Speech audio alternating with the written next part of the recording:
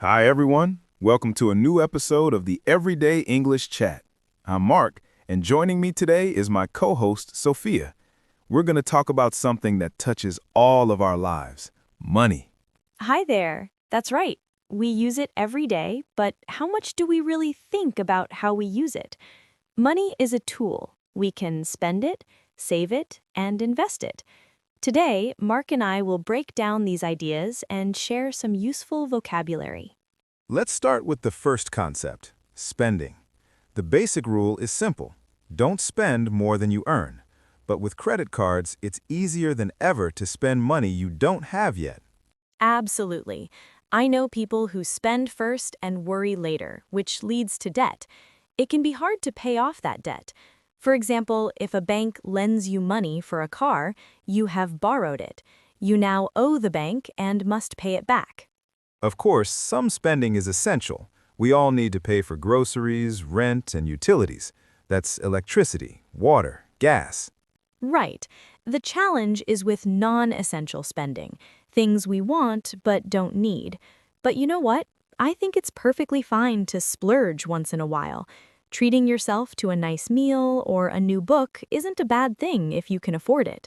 True, balance is key, but there's one spending habit that can be risky, living paycheck to paycheck. That means spending all the money you earn as soon as you get it, with nothing saved for emergencies. What happens if you lose your job or your car breaks down? That's a perfect lead-in to our next topic, saving. This means putting aside or setting aside money for the future. You might save for an emergency, a big purchase like a house, or just for peace of mind. Exactly. When you save regularly, your money accumulates over time. But Sophia, there's a problem with just keeping cash in a bank account, isn't there? Yes, the problem is inflation. That's when the value of money decreases over time. What $10 can buy today, it might not buy in 10 years. Inflation can slowly drain the purchasing power of your savings. And that brings us to our final big topic, investing. People invest to protect their wealth from inflation and hopefully grow it. It can be a way to build an extra income or to save for retirement. There are many ways to invest. The most common is probably the stock market. You can also invest in real estate. That's property like houses or apartments. Some people prefer precious metals like gold and silver. And in recent years, cryptocurrencies have become a popular, though volatile, option. A very important disclaimer, though, we are not financial experts. This is an English lesson, not investment advice. The key is to do your own research. There's a wise saying, before you invest, investigate. Well said, Mark. All this talk about money leads to the age-old question, can money buy happiness? In my opinion, the answer is no. Money is a crucial tool. If you don't have enough for essential things, you will struggle. But money itself doesn't equal happiness. You can be wealthy and still feel miserable.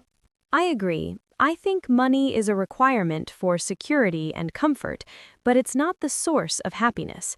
Real happiness comes from health, relationships, and purpose.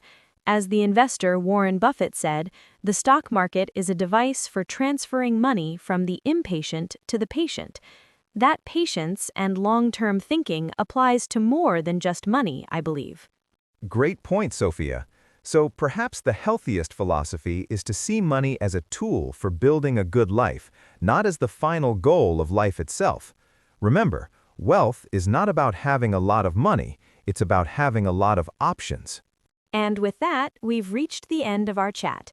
We hope you learned some useful words and ideas to think about. We'd love to hear from you. Tell us in the comments, what's one small financial goal you have right now? Thanks for listening, and see you next time.